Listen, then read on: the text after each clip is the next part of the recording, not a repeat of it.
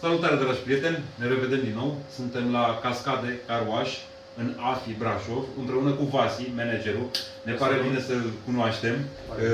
Nu ne-am cunoscut oficial până acum. Și am venit să vorbim un pic și cu el despre businessul care îl manageriază. Din câte am înțeles acum, discutând cu el înainte de a da drumul la cameră, sunt de fapt două business-uri, două locații, da. Unul la Ploiești, tot în AFI, și unul aici la Brașov, la noi în AFI. Bun, de cât timp faceți asta? Ca să încep așa, gen. Din octombrie 2020 am deschis locația la Brașov. În aprilie anul trecut am deschis la Ploiești.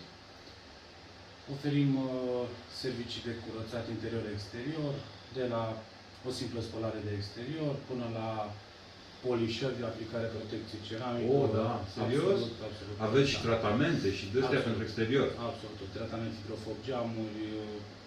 Foarte tare. Asta nu știam. Părțile de detailing, avem niște băieți care fac doar detailing la noi, experiență de peste specializați, da, pe așa ceva. Peste 17 ani experiență în domeniu. Cred că sunt dintre cei mai profi din oraș. Din Brașov, da. Mă gândesc că, din câte știu, e cam cea mai profi spălătorie din Brașov și era normal să aveți și mai buni oameni, că n-ai cum altfel. Încercăm să venim mereu cu soluții, cele mai calitative soluții, să aducem oameni cu experiență în spate, să oferim servicii profi. Bun. Hai să discutăm pe partea de... hai să luăm altfel. Ce ne oferi cadou în cadrul evenimentului? Adică sponsorizare, nu? În cadrul evenimentului oferim sponsorizarea o spălare la spălare interior-exterior programul de lux. E cel mai complex pachet pe care îl oferim la ora actuală. Bun. Și asta ce semnifică?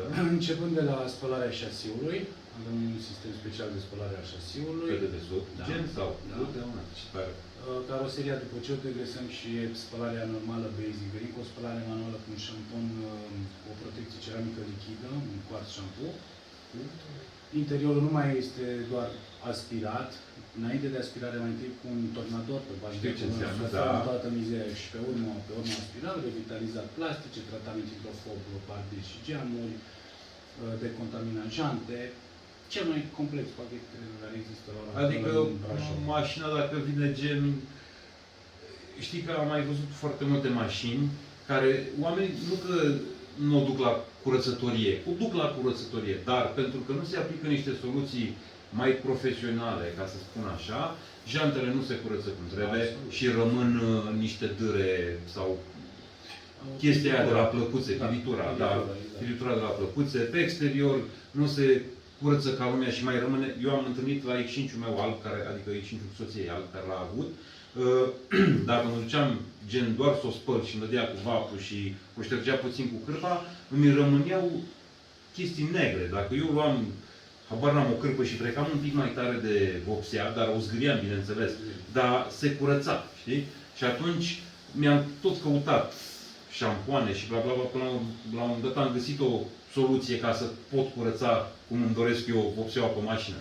Mă gândesc că aici, în pachetul acesta, este inclus treaba asta.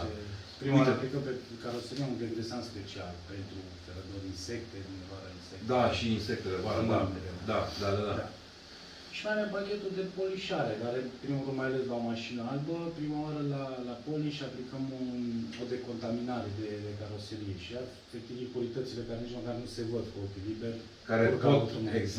Care pot provoca în momentul polișării o zgârietori. Exact. Prima oară decontaminăm înainte de asta. Sunt mai mulți pași. Aici încercăm să respectăm ca la carte. Da, am înțeles. Păi probabil de aia și renumele de aia și ați ajuns să lucrați așa profi pentru că v-ați ținut de calitate și atunci e normal să ajungi la un nivel și să fii la un nivel înalt pe piață. Adică când oferi calitate, toată lumea trage spre calitate în ziua de azi, știi? Și dacă preț raport calitate e ok, 100%, n-ai cum să n-ai clienți. În orice business, adică asta așa o văd eu, personal. Bun. Ne poți arăta ceva gen o mașinuță, ceva la interior sau ceva din ce faci acum? Da. Te rog, haide. Mergem după tine, că tu ești... Aici l-am pe colegul meu,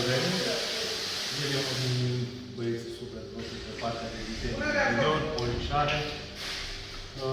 Pozele au podea, în mașinile primă le demontăm interiorul, dacă podeaua necesită să demontăm și podeaua, să o curățăm în detaliu.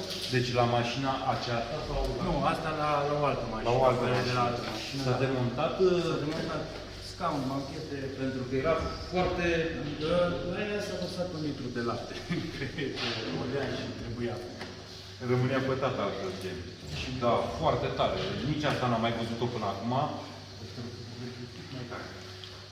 La aceste colegul meu lucrează pe din interior, spălat tapiserie, decontaminat plastice, fețe de uși, hidratat plastice. Da, foarte bine arată. Foarte... Mai avem. Da. Foarte bine arată.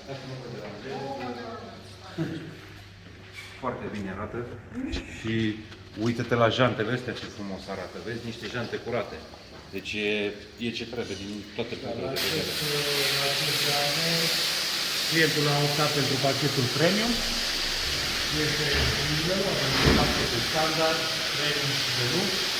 Este o mașină la pachetul premium. Foarte bine arată. Și boxeaua, până și boxeaua se vede că e totul frumos. E ce trebuie. Faină zona asta. Pe partea asta vin clienții și lasă mașina pentru pregătirea pe exterior. Exact, managerul locației preia clientul. Avantajul nostru cel mai mare este merg în merg, își fac cumpărăturile, vizionează un film, iau masa, în timpul ăsta e un timp câștigat. Mașinile sunt în locurile noastre rezervate, pentru noi o găsește. Da, o găsește. De... Clientul practic se duce la mall, își lasă mașina, la spălătorie, se urcă sus, își vede de treabă, mănâncă, face ce face, cumpărături, bla bla bla.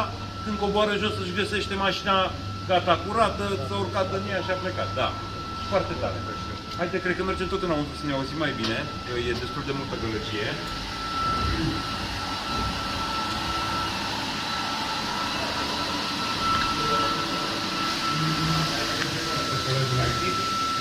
Da, îmi pare bine.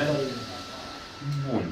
Deci, per total, e ce trebuie din toate punctele de vedere, ca și spălătorie. Adică se vede că oamenii sunt profi. Vă recomandăm cu încredere să veniți, pentru că aveți mai multe avantaje. Exact ce discuteam și afară. Veniți, vă lăsați mașina la spălătorie, voi urcați sus la mall, vă faceți treaba, când coborâți jos o găsiți gata, curată, parfumată, exact cum trebuie să fie mașina. Mulțumim încă o dată pentru sponsorizare. Vă așteptăm la eveniment ca să fim în număr cât mai mare și vă dorim succes în tot ceea ce faceți. Mulțumim frumos! Mulțumim frumos! Vă salutăm! Numai bine!